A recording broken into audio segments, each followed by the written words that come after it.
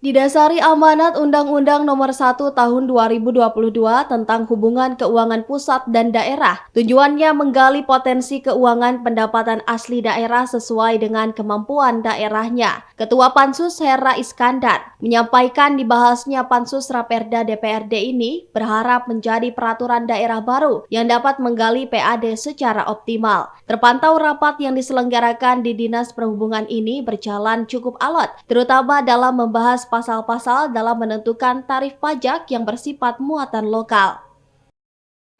Tadi kita mulai membahas mengenai Raperda PDRD, di mana Raperda PDRD ini adalah amanat daripada Undang-Undang Nomor 1 Tahun 2022 ya, tentang HKPD, Hubungan Keuangan Pusat dan Daerah. Di mana blueprintnya adalah undang-undang tersebut untuk memberikan kesempatan kepada daerah-daerah otonomi untuk menggali PAD sesuai dengan kemampuan daerah, gitu kan? Nah, kita tahu sekarang kebijakan ekonomi di Kabupaten Keuangan di Kabupaten Sukabumi itu tidak lebih dari 20% ya untuk membiayai seluruh APBD. Sisanya adalah dari dana transfer, baik itu dari pusat dan juga dari provinsi. Sementara itu, Kepala Bagian Hukum mengatakan adanya dinamika yang terjadi antara legislatif dan eksekutif dalam mengharmonisasi agar terjadi kesepakatan, sehingga memerlukan waktu lama untuk mendiskusikan poin-poin yang diperlukan.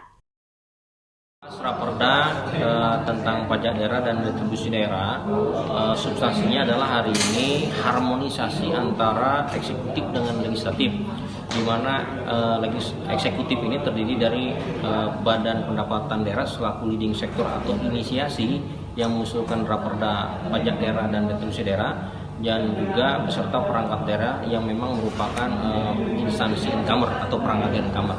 Kemudian eksekutif itu terdiri dari merupakan anggota pansus yang terdiri dari beberapa fraksi masuk ke dalamnya maupun komisi.